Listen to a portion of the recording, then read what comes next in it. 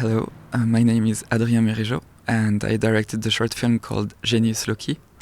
And we recently got the good news that we were nominated for the Best Animated Short Film Award at the Oscars. And happy to be at Unifrance to answer some questions.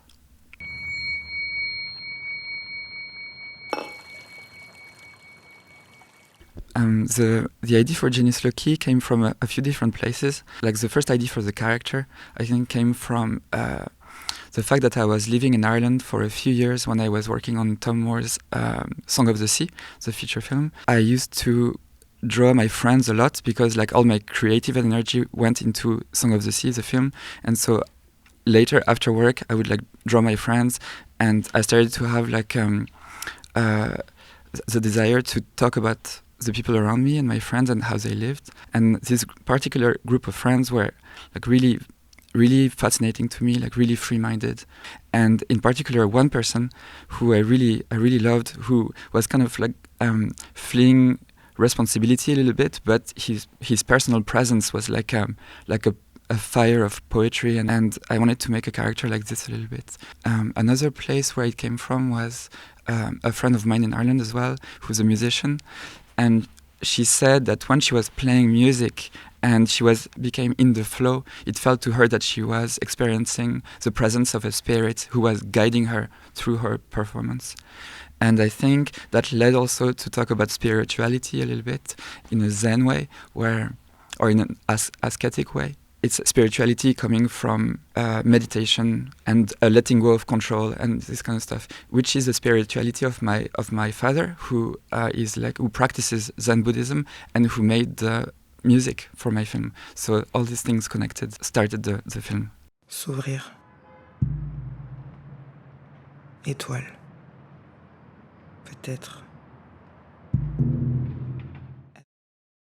I think the first person point of view was kind of straight away because I really wanted to explore things in experimental animation. Like I really like moving drawings, and the idea of the film itself was that the character lets go of control, and things that happen around her are enough. Like they don't need to mean anything to be able to show her point of view and the world kind of like changing from a useful world to just a movement of shape and of sound.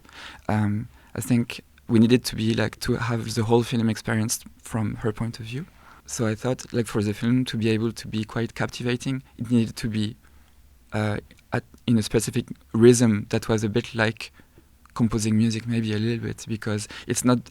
I didn't want it to be based so much on the narration, but more on a intuitive kind of listening and observing of her surroundings. And also I was really influenced by my parents who are musicians, and my brother also who's a composer.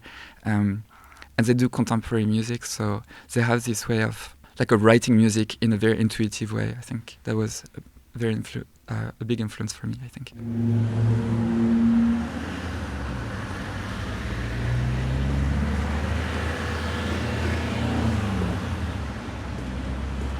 I came to France in 2015, and I met Amaury Oviz, my producer, quite early, and he suggested to work with somebody who works on the art direction, which was really nice to me because then you can focus on other things in the film.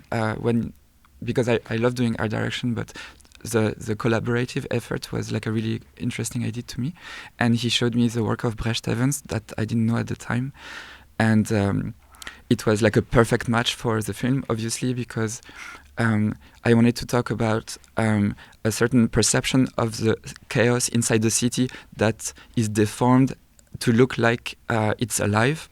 And Brecht does like exactly this, in my opinion. So it was really impressive to discover his work, but I never thought he would be like available or interested to work on somebody else's work. For the art direction, I think we both worked together. I was really into the idea of collaboration, more so than the whole film looking like one style. I really enjoyed the idea that it changed styles all the time, because I wanted the film to feel like a sketchbook a little bit, because I think it feels like sketchbooks are like really personal, and they tell a story that is not like a control story, but like an intuitive story. Like if you look at somebody's sketchbooks when they agree, it feels like it is like a coherent story, although the pages change all the time. Like one time you have like small sketches, another page you have like massive images, double pages like color images, then the next page you have like little ideas and stuff like that. And this way of composing the image felt really like a good match for the film.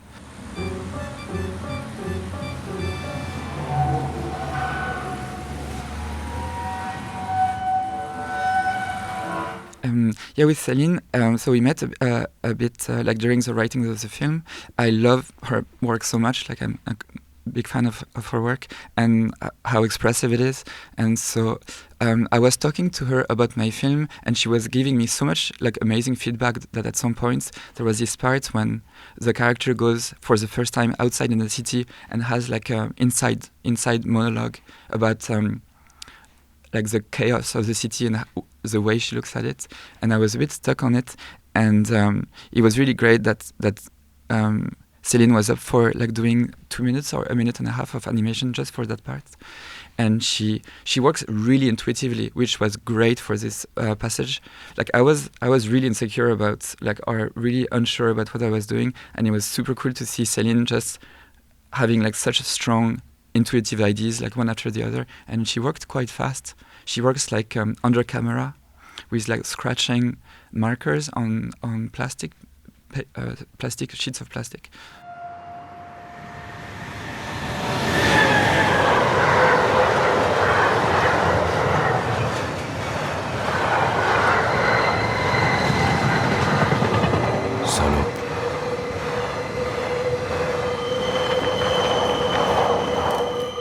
It felt really good to work with like symbolism, a bit like Carl Jung, like Jungian symbolism. I think it's an influence of Tom Moore, I think, because in his films he used a lot of symbolism, like water, circles, like life and death, kind of like Irish mythological symbols that are found in Jungian philosophy.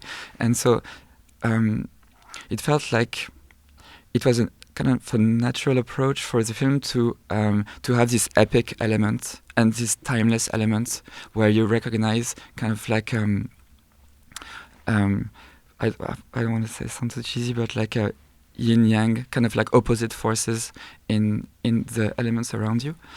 Was also really inspired by the cinema of Tarkovsky, who uses a lot of like symbolics, like a black dog who represents death, who comes to see people who are dying and stuff like that, or like rain, water. This is very strong in his films, and so I think it's just naturally kind of like images of mythology. Like for Genius Loci, there is like 3 characters, and they are quite threatening to the character Ren, and the idea of turning them into a minotaur was to kind of like talk about this toxic masculinity trapped into a neighborhood that is unable to escape and becoming this monster of like violence and of despair. And it was like a nice way to not like blame them for what they do, but to kind of understand the context of like why somebody becomes aggressive like that or something. Man, c'est toi ce bordel? Ça casse la tête. Non, je rigole. Regarde, j'ai des frissons.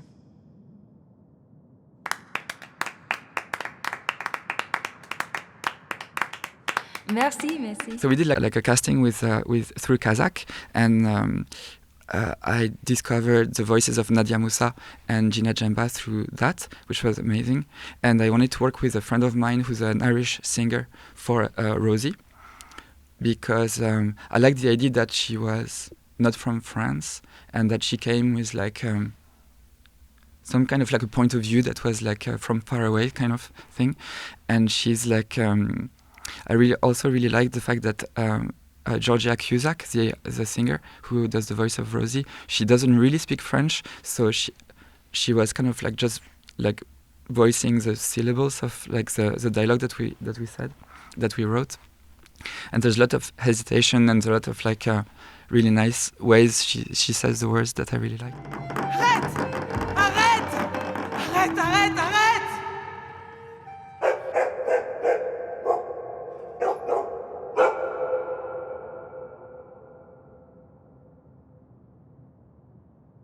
In my mind, like the story is about this person who is in a hostile world in some kind of way, and who creates her spirit, or like entertains a spirit that makes her strong and disconnected and not vulnerable to the aggressions of the outside. And because it kind of destroys everything around her, or makes destruction look really appealing and really beautiful, and it's a way to protect herself. At some point when she meets Rosie and they have a connection, like a romantic connection, and she lets her guard down, and for the first time in the film she cares about something or someone, and she's involved into like a moment with someone, and when her spirit comes and kind of like transforms things again, she loses control of that, and then she becomes really upset because she's ashamed of missing that moment, and for herself to, in her mind, to justify it by saying, like, everybody's your enemy anyway, like nobody's gonna understand you anyway, like just stop hoping that people will connect with you, they won't, or something like this. Yeah, I love to work with American companies to make animation film. I'm really inspired by American animation, especially the more kind of experimental and abstract animators that are in the US. And yeah, I'd love to work more with American companies, yeah. I started to understand like the impact of the Academy Awards and the Oscars when I was working with in Cartoon Saloon, because both The Secret of Chaos and Song of the Sea were nominated, and each time it was like an explosion of joy and of like oneness with the team, and of like celebration of our work, and it was really beautiful to see. And on Genius Loci, like the same kind of happened, even though it's a short film, but like sharing that moment with the film crew is wonderful. Sharing that also with Amaury, my producer, is amazing, and my parents who made the music, like they're getting attention in the local newspapers in La Creuse, where they live in France, and it's just super nice. Like, it's great. I'm super proud that people are enjoying it, and that it's going so far, and that so many people are watching it. It feels amazing. Yeah, it's great.